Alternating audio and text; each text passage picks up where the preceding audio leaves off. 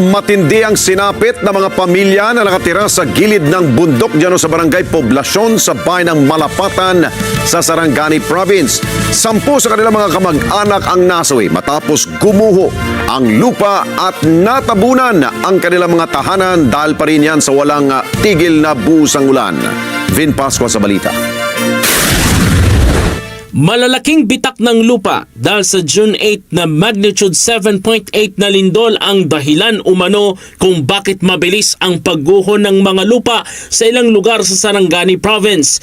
Isa sa mga napinsala dito ay ang Sitio Fandao kaninang umaga nang mabaon sa isang malaking landslide ang 2 bahay na nagresulta sa pagkamatay ng 10 miyembro ng 2 pamilya sa lugar.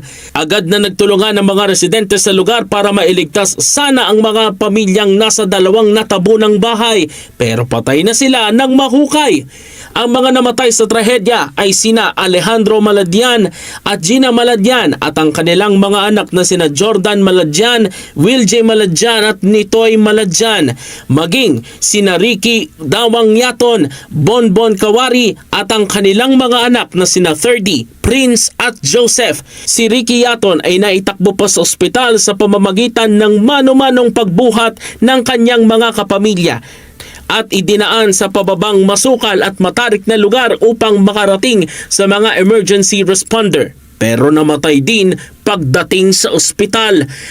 Pinaniniwalaan ng mga opisyal na ang malawakang bitak ng mga lupa sa area ay dahil sa nagdaang magnitude 7.8 na lindol na yumanig sa rehiyon noong Hunyo 8, ang dahilan ng pagguho bunsod sa tuloy-tuloy na buhos ng ulan. Mabilis namang nailikas ang 115 pamilya mula sa 2 kalapit na barangay matapos ang matinding pagbaha. Ang mga pamilyang ito ay kasalukuyang tumatanggap ng tulong sa mga itinalagang evacuation center ng bayan. Then Pascua para sa mata ng Agila. Matatag, matapang, matapa.